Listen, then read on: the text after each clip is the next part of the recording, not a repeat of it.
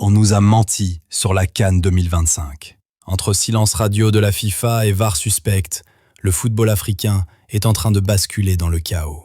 Et c'est pour ça que, le 27 janvier 2026, l'Afrique s'est réveillée avec une gueule de bois monumentale. Le Sénégal gagne, oui, mais dans quel climat? On nous vendait une apothéose marocaine, un scénario écrit d'avance pour l'organisateur du Mondial 2030. Mais le terrain a dit non. Sadio Mané, en leader de l'ombre, a porté des lions sous une pression que personne ne peut imaginer. Mais alors, pourquoi tout le monde crie à la manipulation? Analysons les faits, pas les émotions. Le titre du Sénégal n'est pas un accident, c'est une masterclass de maturité collective face à un environnement hostile. Le vrai problème, ce n'est pas l'erreur humaine, c'est l'asymétrie. Pourquoi certains processus prennent 5 secondes et d'autres 5 minutes? C'est l'opacité qui tue la confiance.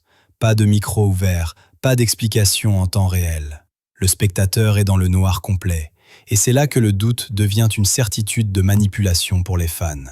Regardez bien les angles de caméra sélectionnés.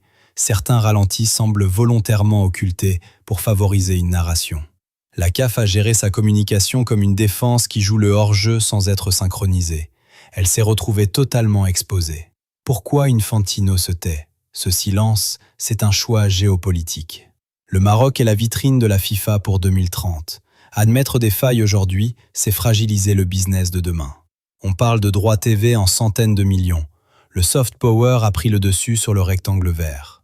Mais attention, avoir un ressenti d'injustice n'est pas une preuve de complot.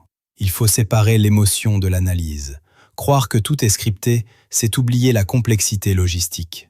Le système est une poudrière parce qu'il manque de transparence pédagogique. Il nous faut des audits, pas des boucs émissaires. Vous voulez devenir des experts? Regardez les 15 premières minutes. La hauteur du bloc défensif dit tout. Le Sénégal a gagné parce que la connexion entre le milieu défensif et les relayeurs n'a jamais rompu, même sous la pression de la VAR. C'est ça la vraie leçon, le mental et la compacité des lignes. Les petites nations ont rattrapé l'écart physique. Maintenant, tout se joue dans la tête. La CAN 2025 doit être l'électrochoc. On veut l'audio de la VAR, on veut de la transparence, on veut que le rectangle vert reste sacré et protégé des enjeux de pouvoir. La crédibilité du foot africain est à sauver, et ça commence par votre avis en commentaire. Abonnez-vous pour l'analyse qui ne tremble pas, parce que ce qui se passe dans les coulisses, c'est vraiment une déception. C'était l'analyse Foot Chrono, les gars. Accrochez-vous pour de nouvelles analyses. Peace.